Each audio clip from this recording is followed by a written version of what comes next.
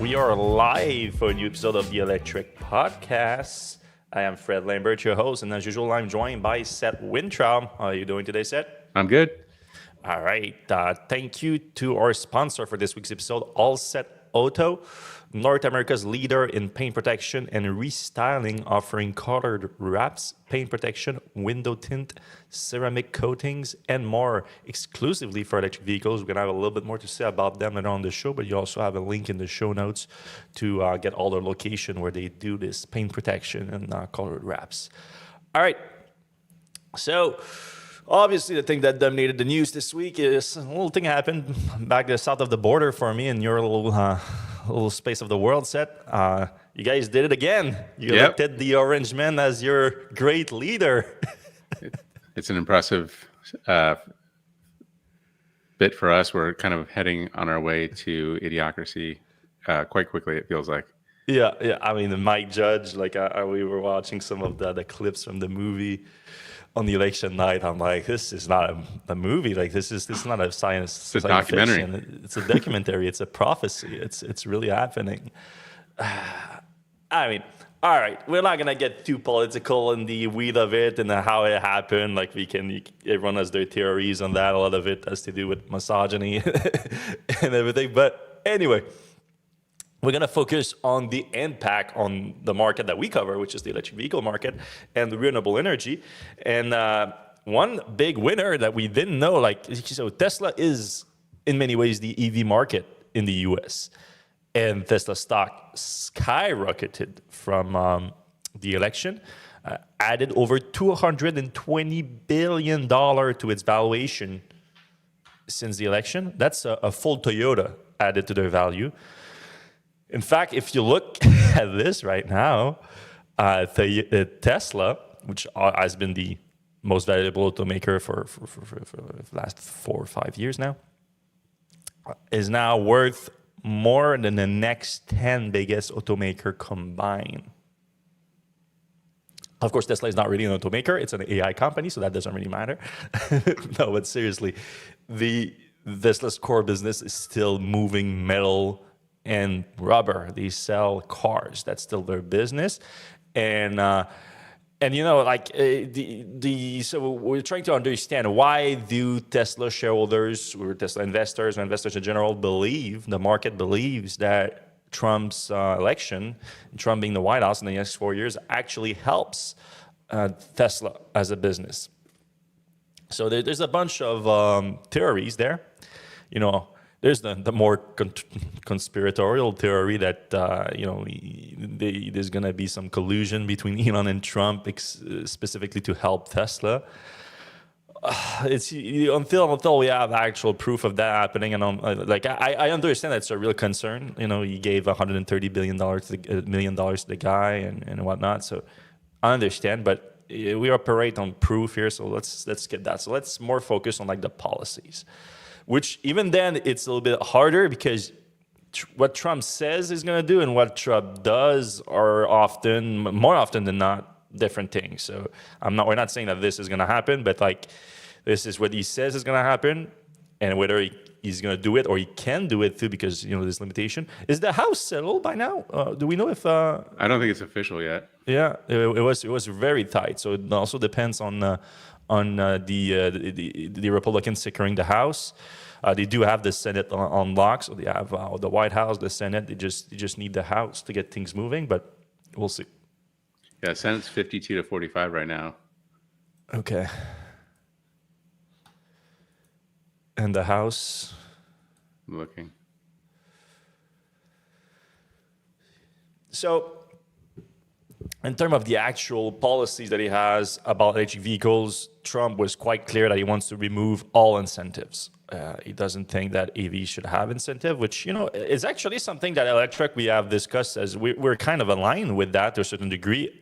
If you also remove all incentive for fossil fuels, and you also account for the impact of those fossil fuels on the environment and their actual financial cost, which they have, which is proven, factual. Burning fossil fuel has a direct cost on all of us. And that's what Elon used to call an unpriced externalities, and he felt like a carbon tax would be needed to be priced on that. He sort of, when he went Republican last year, he sort of floated the idea a little bit, but it didn't go well because Didn't go over well with those all votes. taxation is theft, according to his new fan base. So it looks like he dropped it. So I don't think we're going to have a carbon tax. I don't think we're going to have even a removal of the fossil fuel subsidies, which are way bigger than the green tech subsidies. But anyway, so in practice right now, what we're going to see likely is a removal of the tax credit. You will need, again, Congress approval for that. So he might be able to do some things on his own with executive orders that could, restrain access to the tax credit, but he cannot remove it completely without Congress. So there will need to be a repeal of the IRA, which he says he plans to do. He appears to have some kind of democratic support of that based on winning the election. So it might happen. So what happens if it does happen? Elon said that he supported that, even though it's going to increase the price of his own vehicle, of Tesla's vehicle, but it's going to increase the price of all electric vehicles, and Tesla is in a better cost situation to, take that than the rest of the market. So, short term, it's going to hurt, but mid to long term, it might result in competitor falling out, and then Tesla is the only one standing, and then it's basically winning the lotto. So there's that. Then on the other side, there's the tariffs. So his big economical plan, his big financial plan is imposing tariffs on goods coming from basically everywhere else other than the U.S. And it's not clear exactly how you think that's going to play out, but most economists agrees that this will greatly affect price of everything in the U.S., including cars, including electric cars, because the auto industry is globalized a lot, and they buy parts from other countries, and these parts are going to be more expensive, resulting in the vehicles being more expensive. Now, again, from the Tesla shareholder perspective, and why the price went up a ton, is that the way they see it is that Tesla is better suited to take that increase in cost because they are more vertically integrated. They do still buy parts from other places, but they think that this will hurt Tesla less than it will hurt other automaker, and therefore they will fall. Tesla will stand and will be the last one to survive. And look, as I'm stating that, it might sound like I'm negative on it, and I am. It's just, I'm not saying that they're not right. They have good points on this because Tesla has already proved it. In 2020, 2021, 2022, during the pandemic, the supply chain crisis that happened, Tesla fared way better than other automakers. So they have good points on it. My issue with it, and our issue, Electrek's issue in general, is that this will result in a massive slowdown of EV sales in the US. They will crash. If you remove the tax credit, you make electric cars more expensive, or you force automakers to adjust the price down. They won't be able to cover the difference. It will be more expensive at the end. You make the tariffs, EV is going to be more expensive too. And every time the price of EVs goes up, the adoption goes down because even though they might still be competitive with the cost of operation thanks to gas savings, the people have issues with the sticker price. The sticker price being higher, the cost of purchase being higher, they cannot do it. So it is problematic. So I think even though the stock went up, and everyone is, all the Tesla fans are trashing me for having sold, but I didn't sell because I didn't think it could go up. I sold because I think Tesla is not becoming aligned with the mission, and this is my proof here. This might be good for Tesla, but it's not good for electrification. It's not good for EV adoption. It's not good for the original mission to accelerate the entire industry to going electric. It does look like Tesla, like Elon wants Tesla to be like the sole company standing after all this, which should be worrying to people. Like, it's not a good plan in my view. Are we in the same place here, Seth? Yeah, I mean, clearly Elon kind of put his full weight and tons of money behind Trump, and he didn't do that altruistically. I'm sure he expects something in return. What that looks like is uncertain, but could be big government contracts. Could be, I mean, obviously SpaceX is a concern, but there's a lot of different ways that Trump, and I don't think it's controversial to say that Trump is somebody who would pay you back for backing him. Like he certainly is known for that. So it'll be interesting to see exactly what that looks like. Is it making it harder for other EV companies to sell? Is it, is it giving Tesla specific tax credits? I mean, Biden was trying to give tax credits for union companies, which is most car companies besides Tesla.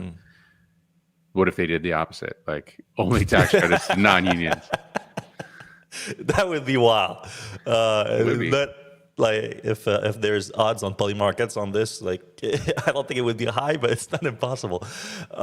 Yeah, no, I understand. Like I've been saying for the last few months, like this love story between Elon and Trump, like it's gonna end badly. Like I don't think like it's. I give it about a year. By the end of 2025, I think they split back up, and it's back to Elon, Trump calling Elon a bullshit artist, and Elon calling Trump too old and needs to go into the sunset. I think this is likely gonna happen. But yeah, the other thing I should mention maybe like that we haven't talked about a lot because that's on the EV side, but a lot of Elon himself calls Tesla an AI company, and they think that it's worth nothing without self-driving. I don't think Trump is going to help Tesla solve self-driving, but they did touch the idea that Musk said that he hinted that he could work with Trump to build a federal framework to approve self-driving system at the federal level instead of going state by state, which would help Tesla because Tesla's approach is any road anywhere rather than geofence system like Waymo and all that. So it would help a lot if they can go like say states to states and everything. I actually think that's the right thing to do. Yeah.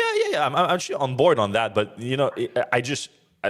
that wouldn't justify for me like a $200 billion bump in valuation because it does not actually help Tesla solve self-driving, and they need to do that before that would happen. So yeah, I don't think that's that big of a deal, but yeah, it would be helpful for Tesla. Yeah. But yeah, I mean, congrats to Tesla shareholders. You guys made some money this week. If you sold, if you didn't sold, you never know. You never know if you're banking on Donald Trump to do what he says he's gonna do. It's not a bet that I would think. All right, Cybertruck. Cybertruck is not going too well. Earlier this week, we reported that Tesla is kind of hitting its backlog for the Cybertruck in the U.S. Now, anyone without a reservation can place an order right now and get it within 10 days. You can get a Cybertruck. So the backlog is basically gone. Tesla started deliveries in Canada this week, so that helps a little bit, but it starts at $138,000 in Canada without any incentive. So tough sell, in my opinion. But there will be peanuts in terms of volume. But now what Tesla did today is going to help a little bit more. Is they started leases, so early leases for the Cybertruck buyers in the U.S. And there's some, somewhat decent prices. Depends on how you value the Cybertruck. But with zero down, 36 months, $1,200 for the dual motor, $1,400 for the tri-motor Cyber Beast. And then if you want to put $7,500 down, you can get it for $1,000 a month for the dual motor and $1,200 a month for the Cyber Beast. So something to consider. And going around the leases, it helps kind of the loophole for EVs in the U.S. right now. It gives you access. It lowers the requirements in terms of access to the tax credit, so that people can use it more. So I think some people are going to take advantage of that. Whoops. All right. We have some earnings result this week. I didn't look too much into those. Lucid. I'm going to start with Lucid. So Lucid reported net loss of just short of $1 billion, up from 630 million not last quarter, but the same period last year. But they have $5 billion on hand, and they claim to have enough liquidity into 2026. That's thanks to a recent round of funding powered by the Saudis, $1.7 billion. In terms of revenue, they posted 200 million in revenue in Q3, up from 137, thanks to a higher level of deliveries. They have they delivered. That's on 2,781 vehicles that they delivered this quarter. And of course, there's the Gravity that started the reservation this week, or pre-orders, they're calling it, I think, starting at $80,000 for up to 440 miles of range, and it's coming next year.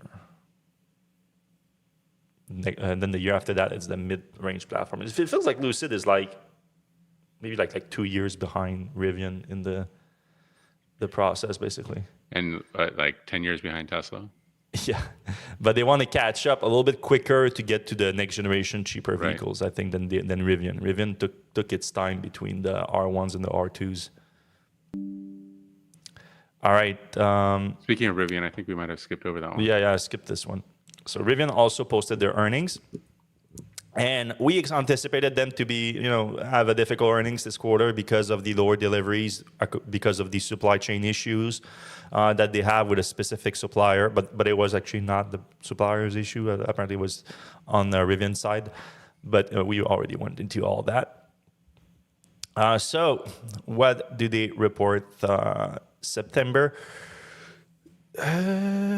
Gross margin were minus 45% versus minus 39%. But again, that was because of these issues affected greatly. And the transition to the next generation R1s was still ongoing in Q3. So they expect most of that difference to be felt in Q4.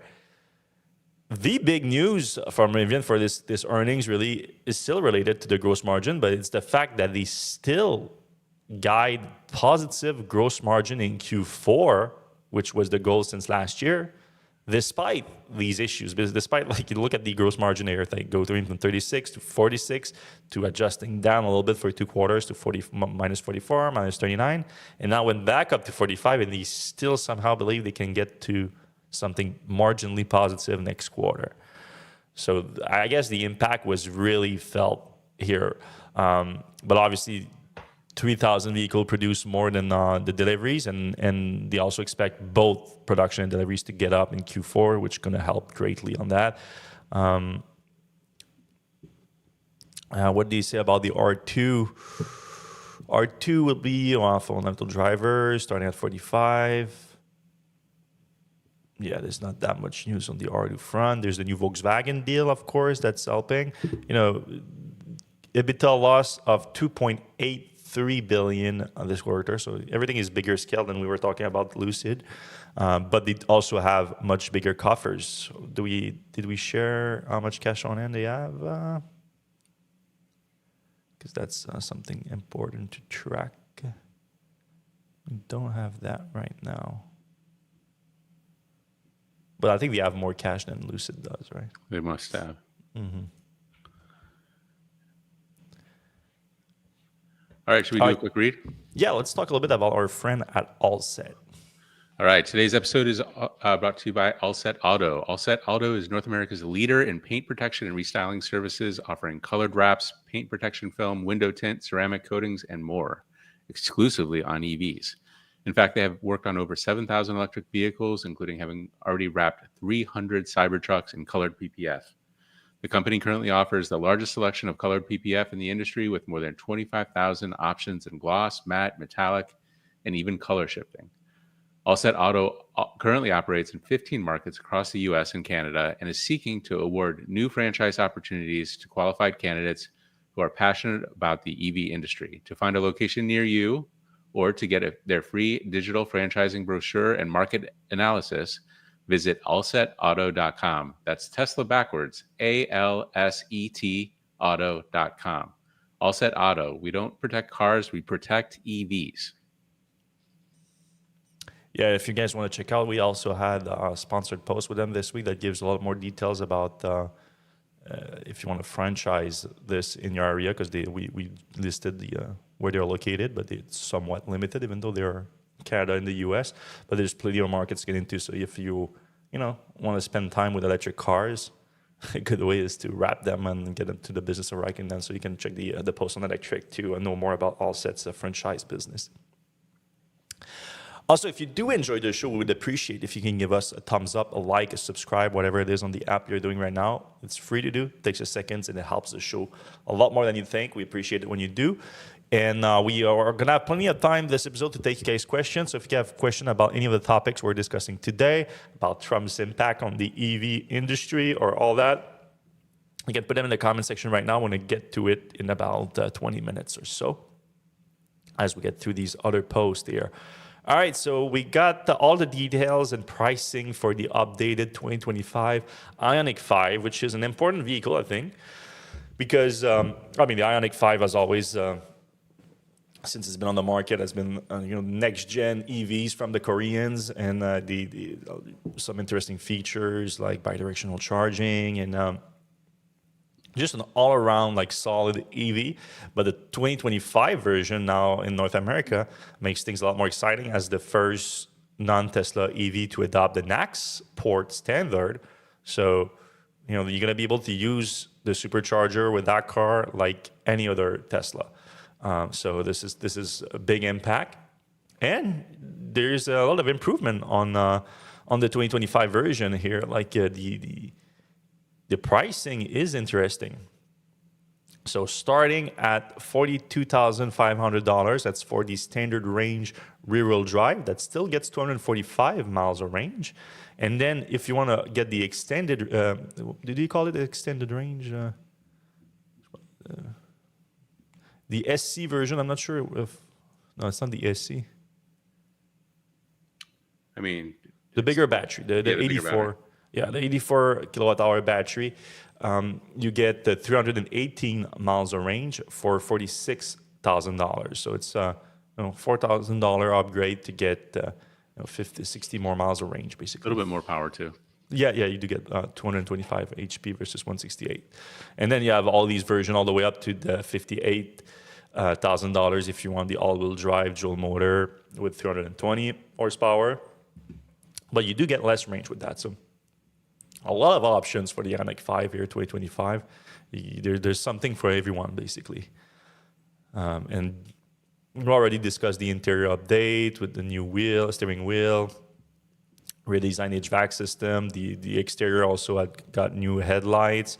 The styling, hasn't been greatly updated since the original unveiling, but it's a slight update that's a little bit more modern.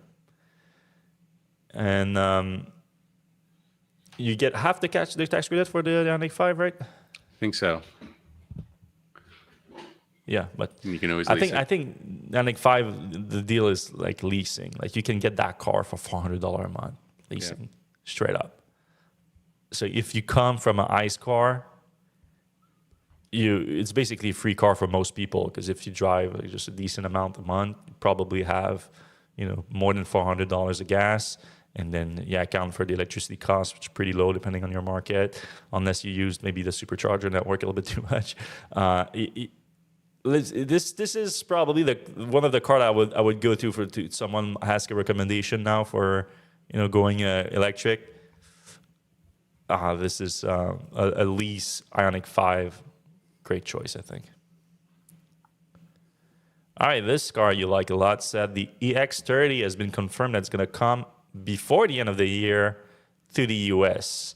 So it's been up in the air a lot, this car from Volvo, the X30, because it was produced it still is produced in China. And since the tariffs have been in place, there's been no way that they're going to bring that to the US for any reasonable prices. But Volvo has been accelerating its plans to build a car in, is it Belgium? It's somewhere in Belgium? Bruges. Okay. And we thought as of late, we thought it would slip into 2025, but now they are saying that in Ghent, Belgium, they say that it's going to come sooner. So by the end of the year, we should see the car in the US. Did they already say the starting price in the US? It was like 35, but Yeah. sometimes those things slip. I'm not sure if we have the official starting price in the US. Oh, yeah. 44 for the Plus Ultra version. The single motor is going to be $35,000, but that's going to be next year. Yeah, they're starting with the twin motor version. So you tried this one. Did you, Chip? Yeah, it's a great vehicle. Yeah. So you For think those- it's more like that's going to be the competitor to like the Equinox EV?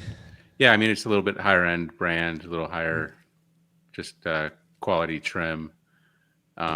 It's fast. Even the rear wheel drive one is pretty fast. 3.4 seconds, 0 to 60. That's Equinox is not doing that. It's kind of like what the Bolt could have been if GM wanted to do something like that. It's a great little vehicle. It's tempting to buy, but It's 4,000 pounds. It's pretty heavy. yeah. I mean, Volvo doesn't. They go security first, like always. Right. So sometimes it can be a little bit heavier. 153 kilowatt charging, not the best, but still like 25 minutes, 10 to 80%. You cannot complain too much. It's a relatively small battery, so Yeah. At that kilowatt, it's filling up pretty fast. Yeah, I mean, this thing has been taking over Europe for the last year. Yeah, I think it's behind Tesla. It's the number one seller, Yeah, behind the Model Y. and even better than I think the Model 3. Yeah, so now that production is starting in Belgium, if they can ramp that up and enter the U.S. market, I don't expect as much success in the U.S. as it has and as it had and is still having in Europe, but it should do pretty well. I don't know, man. Like if you want a hot hatch, 3.4 seconds, 0 to 60. It's not Tesla. Lots of room in the back for, it's like an SUV. Looks pretty good. Yeah, I agree. Pretty tempting. All right, Rivian an announcement this week with partnership with LG Energy Solution, which I think is already a supplier for them. But the new supply is exclusively for the R2 lineup coming up, and it's a deal on the new 4695 cylindrical battery. So they're going even a little bit bigger than Tesla's 4680, a little bit taller, I should say. And this new deal is pretty significant. I think they went into the details here. 67 gigawatt hour over 5 years, which 67 gigawatt hours should be enough for hundreds of thousands of vehicles, which is what Rivian is aiming. Obviously, with the R2, they already have over 100,000 pre-orders for them for the R2 model. So right now, is it the 2170 that is in the R1s? Yep. Samsung. So it's like Samsung, like Model S and like Model 3 and Y use a 2170 in Tesla vehicle. Model S and X, I think, still use the 18650, if I'm not mistaken. It's interesting how the market evolves with that. Yeah, and it's also interesting that Tesla did not upgrade the Model S and X. I guess just the numbers aren't there. Yeah, I mean, Model S and X basically going away now. It's wild. All right, this is interesting here. Even though my hope for the U.S. EV market has gone down a little bit this week after the election. Well, not that I suspected that Trump was going to win anyway, so they've been going down for a little bit.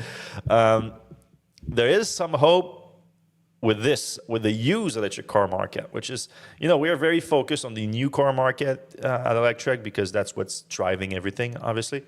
Long term, we need all new cars to be electric in order for the transition to happen. But most people don't buy new cars. Most people buy used cars. But the electric used car market is still quite immature just because, even though the EV revolution has been going on for over a decade now, the volume, especially in the US, volume hasn't really happened until the last few years, which limits the used car market because the used car market relies on volume of new cars. But this is about to change, and this is the interesting thing here. GD Powers released a new report about the EV lease return volume. So the report says that next year, so the lease return went up quite a bit from this year, from 2023 to 2024, but they expect it to be flat or even go down a bit in 2025, just based on lease data from the last 3-4 years. Leases are generally 2-3 years, so that's when the impact is felt. But thanks to the federal tax credit and the IRA, and thanks to the little loophole that they put in there for leases, a lot of more people are leasing EVs now because they're great deals. But that will also mean that there's going to be a lot of lease returns that are going to be. And look at that increase here. We're talking about 150,000 more vehicles are expected to come off their leases in 2026 versus next year. So that sort of makes 2026 the year of the used EV in the US, where you're going to have just a lot more volume. And used EVs, they can be a good deal. Obviously, this could change fast, because if Trump removes the tax credit, that will have the effect of raising overall prices and reduce the discount that you're going to get from a used EV, because obviously, well, even though the IRA does have a tax credit for used EVs too, which has been great, if you remove both of them, then what happened is that it was already smaller for the used EV, and that will just increase the gap between the two. But anyway, it should still result in a significant reduction in used EV prices, as well as an increase in volume, which they come in hand, obviously. But yeah, used EV, especially coming off their leases, they are 2-3 years old. They're not bad deals, because normally they all still have a significant warranty on the batteries, on the powertrain, and often they are sold by dealers with another warranty on top of it, like a bumper to bumper, not necessarily bumper to bumper, but a more general car warranty, because they take care of it after the leases and make sure that everything is running and whatnot. It's not as attractive as a new car warranty, but still, it's interesting. So I think it's going to make the market a lot more mature in 2026, 2027, and get a lot more people into EVs, because they're going to have access to buying one themselves thanks to the used car market. This is something that, a little silver lining for the week for the EV market. I think it's going to be exciting. Yeah, I mean, it opens the EVs up to a whole new audience of people, which I think those folks have been really looking forward to getting an EV, and the Bolts and the Leafs and stuff like that. It's going to be better EVs too that they're going to get to buy now too. Yeah. Like in 2026, buying a 2023 or 2024 Ioniq 5, like it's not a bad deal. Like I would be glad to be driving that. But yeah. Anyway, before we jump into the comment section, one quick note about Aptera.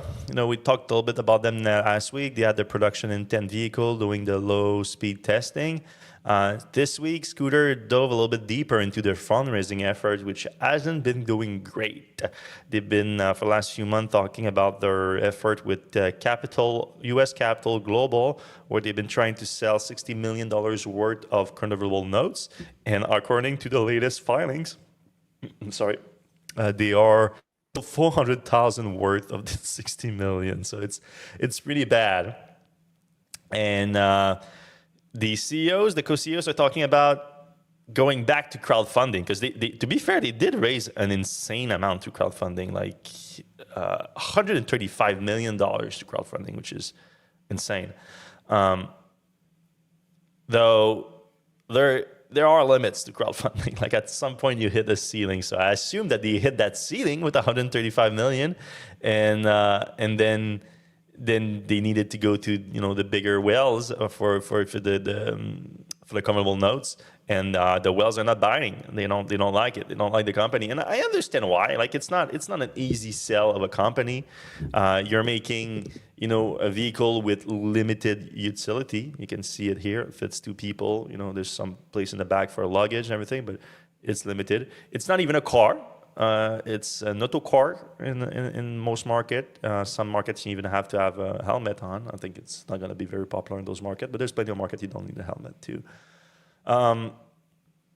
It's the market for it is somewhat unclear for most people, but there's a core group of people that really like it because it might actually be something that, even though most people don't want now, it might be something that we need because it is ultra efficient.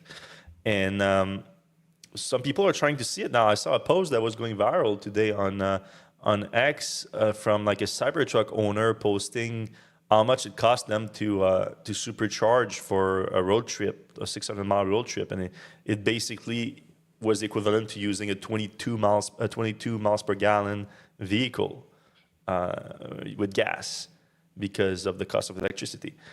So I think a lot more people are kind of waking up to this idea that your EV also needs to be as efficient as possible. And there is a big difference between this and even my Model 3, which is a very efficient electric car. This is a lot more efficient. And, even though going all electric and going all renewable energy is going to have a tremendous impact on our emissions, what would have it might not be enough. Like we're seeing, it was like 18 Celsius yesterday, and we're approaching like early mid-November right now. It's supposed to be 6 on average in November here, and that's Montreal actually, and then Shawinigan is probably like a degree or 2 lower than that, and it was 18 here in Shawinigan. It's insane. And it's also like the variability is going like through the roof in most regions. Like the changes in temperature are crazy, and we're hitting new records in terms of warming all the time. Like I don't like to be the alarmist, and we're not alarmists at Electrek. Like sometimes when we have like hard data that scares us, we're gonna share it and everything because it's kind of our jobs too. But for the most part, we are technology focused. We are like focusing on the solutions rather than the problems. But sometimes when I close my eyes at night and I think about this, I do get scared, and I do understand the alarmist people on this because I think it's going to be a hard problem to solve. It already is. And I think Aptera is like, we're going a little bit further. We're going like ultra efficient, and that might be what we actually going to need as a next step after electrification, is like just going ultra efficient with those EVs to lower the impact even more. I'm not saying that it's going to be most of the market. There's going to be people going through the Aptera solar cars, but I think that will make a big difference if we can take some of the market away from that. Just my thought. Yeah, plus they're really cool looking. They're powered by the sun. Like there's just so many really cool aspects. I mean, you can even camp in the back. There's enough room for 1 or 2 people in the back to lay flat, kind of like the Model 3. So I don't know. It seems like a really cool situation. I would love to get my hands on one of these. I wish they would make them. Yeah. And we're both on the list. Yeah, I really want them to succeed. I know it's going to be hard, and I give them right now probably like a 25% chance of success, something like that. But I wish them the best because I think we need what they're doing. I think the best case scenario for them is like a company like Foxconn or BYD or something swoops them up, throws a bunch of cash their way, makes the supply chain a lot better. And yeah, they should go to the Chinese. The Chinese will be into that. Like, yeah, they're going to take your stuff one way or the other. So. Yeah, they're gonna do it anyway, and right. And I don't blame them because we need it. So like, if it fails and they do it, like that's for the better. But I mean, they could invest in them, and like they could just license their models and do them in China too, because this car would do great in China also, I think. Yep, all over the world, and even better in like BRICS countries. All right, let's move to comments. Thanks in advance for the insight. Maybe it's time to stop focusing too much attention on Tesla. Unhealthy fascination with him has led to Musk becoming the number 2 to our new self-proclaimed dictator. Well, Tesla is still a huge part of the US EV market, the majority of the market. So yeah, we have to focus on them because we are US centric, North American centric. I think most of our viewer of the podcast, most of our readers on Electrek is about 50% US, and then you add Canada to that, you're over 60. So it makes sense that we're US focused, and Tesla is a massive part of the market. And if Elon had his way, it's going to be the only thing in the market in the US, maybe. Yeah. Cool says Trump adopted Elon. Paul T, it's as much the fact that the Democrats will stop crapping on Elon as Trump will be positive for. Not sure what he means by that, but it is kind of interesting that Elon seemed mostly Democratic or to be a Democrat-ish until I think COVID, right? COVID's when... Yeah, I mean, the Elon thing that the state representatives said in California kind of got the ball rolling. But there's also his daughter, I think, right, in the woke mind virus thing got him. And then not getting invited to the EV summit. That's the worst thing that the Democrats have ever done to him. Yeah. He said that this week. I retweeted that. Like some of it, one of his sims said it. That's the worst thing that they've said, that was not inviting him to the EV summit, and then he responded, yeah, to that. And I'm like, what? Like, is that really what happened? They didn't invite you to their little party, and you got so upset that you gave $135 million to the arrangement? Like, woof. I guess you got to invite Elon to your parties. Yeah. And look, I'm not saying that they shouldn't have. They definitely should have. But at the same time, it was just marketing fluff, this whole thing. It was union based. It was union based. It was not like we don't like Tesla. It was like, look, we're just doing this. We love unions. Yeah, it was more that than it was more we love them than you hate you. And it was to announce that the legacy automakers were phasing out internal combustion engine for battery electric. So Tesla doesn't announce that because they already do only battery electric. So I'm still saying that they should invite them at an EV summit. Biden was a complete imbecile for saying, Mary Barra, you did it with the EV. Completely agree on all that. Not a reason to put the climate denier in the White House, though. Like, it seems like a tiny bit of an overreaction to not getting invited. Like, since when we don't get invited to Tesla event, and you can argue that we went sour on Tesla. I would argue against that, but it was way before that that we didn't get invited. I mean, the reason we didn't get invited was because we were evenly covering Tesla. Yeah, or scoops too. That we were told a bunch of times that they didn't like it, and that we scooped them, which is fair. Should we reveal one day our conversation with Elon on Twitter? Yeah, when he called me an asshole. That you should NFT that. All right. How long will the stock honeymoon will last? How fast will Trump Elon say something crazy before Trump actually gets into the office and crashes the stock? What do you think? Is the stock going to crash anytime soon? Yeah, I mean, the way I see it right now, as much as you can say that Tesla is an AI company, it's still, the quarter to quarter, the earnings are important, and those are based on selling cars. And if Trump does what he says he's going to do, it's going to hurt Tesla's US sales. And Tesla's European sales are not doing well.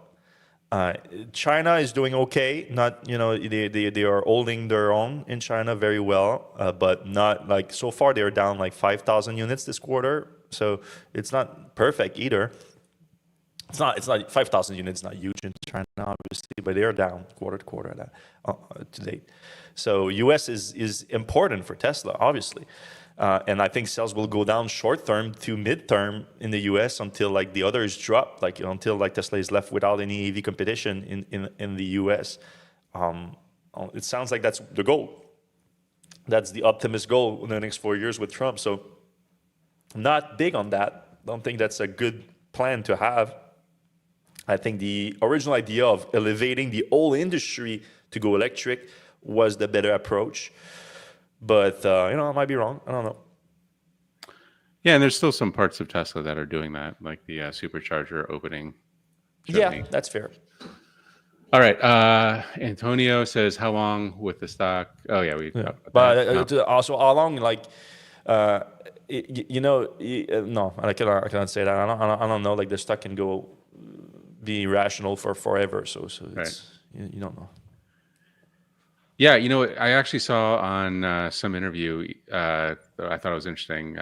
Elon was saying owning a public company is like, somebody's at your house and they're just yelling values of your house, even though nothing has changed. They're just outside yelling, 100,000, 200,000, whatever, and nothing's changing. So it's interesting. Well, I don't agree with that. It would be two people agreeing on a price and Right. exchanging the price of a share of your house all the time. Because it's two people. It cannot just be one, because there's two people agreeing to a price on the market. That's the whole idea of a market. Yeah. So Carl in San Diego says, I'm not clear. It's conspiratorial that there will be a collusion between Musk and Trump. Musk was present on calls with world leaders that Trump took, specifically Zelensky. My bigger concern is the Wall Street Journal came out with a story about him and Putin having a lot of conversations. That seems problematic, especially with SpaceX, satellites, all that stuff. Starlink. So, Starlink. Yeah.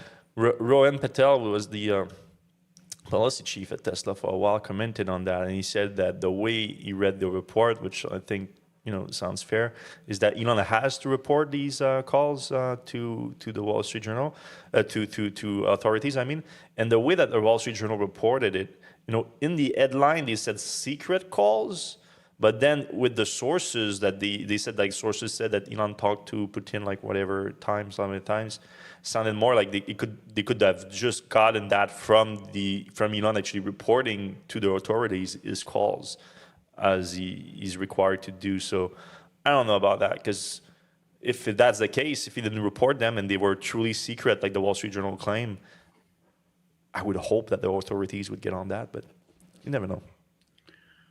All right, Colin San Diego at Electrify Everything in Vancouver this year, they remarked that Canada has unfortunately become inundated with SUVs and pickups more than ever before. Is that your impression, Fred? It is becoming a lot more popular, yeah. I mean, we follow the U.S. market, and that's where the U.S. market went. So we do get a lot of the similar cars in the market. So buyers they buy what's on the lot often. So that happens. It's Canada. If you're in the U.S., like, don't think that Canada is like Europe or something in terms of our cars. It's not the same at all. Let's go to Quebec City. Yeah, Quebec, I feel like maybe Ontario is definitely the closest market to the U.S. Quebec is a little bit different, for sure. Oh, you meant Quebec City looks like Europe? You mean, okay, yeah, you're right. Old Montreal, too. All right. Appreciate Electrek is a watchdog regarding Tesla. We need that. Yep. Yeah, that's what we're trying to be. I'm trying to be a watchdog. So Mr. Turkey Neck, who seems to be a big Hyundai Kia fan, says Hyundai and Kia seem to be leading the pack when it comes to advancing their EV line. The Volvo EX30 is built in China via Belgium. I don't know. Is he insinuating that there's it's an assembly only in Belgium or something? Or? I think they have a pretty big factory there. They've been building Volvos there for years. So I don't know that that's true or not, but we'll come in. Noah Davis has a very long-winded thing that we're not going to be able to get to, but sorry I came in late. If not too redundant, could you please summarize the overarching statements that the incoming administration has made regarding supporting or not the EV industry and EV manufacturing in the U.S., which seem likely to put you at this point? Thank you. That might be a post for later discussion.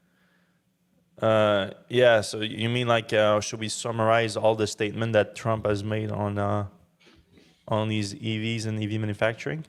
To be honest with you, it doesn't hold that much value. Like, the only thing that he says clearly is that he wants to remove the incentives. I don't think he wants to get involved in what they should be manufacturing or not. I don't think that's really the point. It's just that if you remove the incentive, and more importantly, if he gets into the carbs, well, at least he tried that last time he was in power and couldn't make it happen. Remove the carbs goals and to penalize automakers who are not electrifying fast enough. So as long he's gonna try again, I'm sure. Is he gonna be more successful this time? I don't know. Best of luck. But in effect, that's the two main policies he's trying: remove the federal incentive, and then try to attack the CARB states on their own ground in terms of their electrification goals. All right, Mr. Turkey next says Seth ignores the Kia you just talked about in favor of the EX30. I think not. The EV3, but it's not there yet. It's not. Yeah, I don't know about the EV3. I mean, the Kia Niro is kind of small like that. I don't know. I'm less excited about the Niro and the Kona just because like they feel like last generation EVs to me compared to the EV6, Ioniq 5, and and they've made some updates to them, but they're still, you're right, like the charging and everything. But Seth loves Kia. Seth like the EV9 you reviewed it super positively. Like it's not like you. That's a great car. I don't think that's fair. And the EV6, like everything. Yeah, they have a really solid lineup. Saw a 2018 Model 3 on the Volvo lot this week for $25,000. That's not surprising for that price. We have too many SUVs and trucks in Canada. People love their gas guzzlers for some reason. Okay. All right. I think it's fair call that Aptera should get pulled under the umbrella of a big company with no head start. Maybe Suzuki. Sure. Suzuki. That's sure. Yeah. I mean, why not? And how big is Suzuki? Blast from the past. Not big. Yeah, if the Japanese want to do it, that's fine. Toyota, Nissan, we'll take anybody with big pockets, and that's to Mr. Turkeyneck agrees. Question: I know Tesla doesn't do mapping like Waymo, but does it learn and remember specific road conditions and intersections? And if so, how quickly? I can drive somewhere I have never been before, and will immediately learn and remember for the next time any unique conditions I came across, so it becomes easier. Does Tesla learn a specific intersection like a human will? So I know there was a patent on this at some point. It was a while ago. So I know that they've been working on this. I don't think that it's been implemented yet. I don't think there's an implementation of like, oh, there's a pothole here. I know there's a pothole. I know I take that road all the time. I need to get around it. Yeah, I don't think that's. I mean, potholes is like one of the main things where I intervene on the highways now with autopilot and FSD. Like I see them and I see the cars not moving at all, and I'll take over. So it's an issue. But of course, the end-to-end on highways is also not the same. It's not end-to-end actually on highway versus on city driving. So might have a difference. But I don't remember also. I have like a city road here that's just like Afghanistan. It's wild. It's like a war zone, and I take FSD on it, and it goes right over potholes, so it doesn't seem to detect them. At least not on my hardware 3 build, which is already getting behind hardware 4. All right. Well, Friedman says, meant to share earlier on the day of the Robotaxi event, I tried to move my Model 3 4 feet forward using. What is it? Actually, Smart Summon. Actually, Smart Summon failed to move it at all. Long ways to go. Yeah, we had a report this weekend about this. Apparently, a lot of people like the day of the Robotaxi event seems a little bit while ago. My understanding is more like a recent update that broke a Smart Summon for some people, and we had an example of this gentleman in Halifax, Nova Scotia, in Canada, who actually had a good use case for Smart Summon, where he had a very tight spot. He bought his Model 3 for that. Like he wanted a car with Smart Summon so that he could just get out of his car, park it in that very tight spot, because you cannot get out on either side of that tight spot. And then you could just plug it in from there, and he's good to go. And when he comes back, he unplugs it, Smart Summon out of the spot. Perfect. So he's been using it for a while, and I think that the Smart Summon was working. And then with the actual Smart Summon, the latest actual Smart Summon update, it didn't work anymore. Couldn't even move a bit. And like you, he just needs it to move just a few feet back so he can actually get in. So now he has to, and then of course Tesla is not doing anything because you cannot talk to anyone Tesla about that. And so now he basically has to get out of his trunk, which is insane. That's hilarious. I mean, it's insane. It's hilarious, but it's just funny that that's the solution. Yeah. All And right. it is in a straight line like Will too. Like it's an actual like Yeah, I let's saw a be picture of honest. it.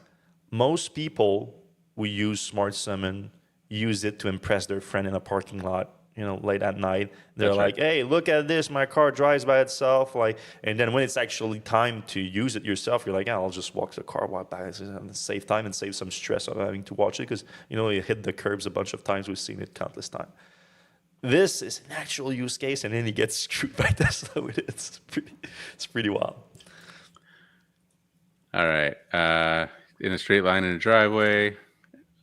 No, Teslas absolutely do not learn local roads or learn on an individual basis. All ADAS are operated on preloaded software modeled for AI-based FSD, not AI learns locally.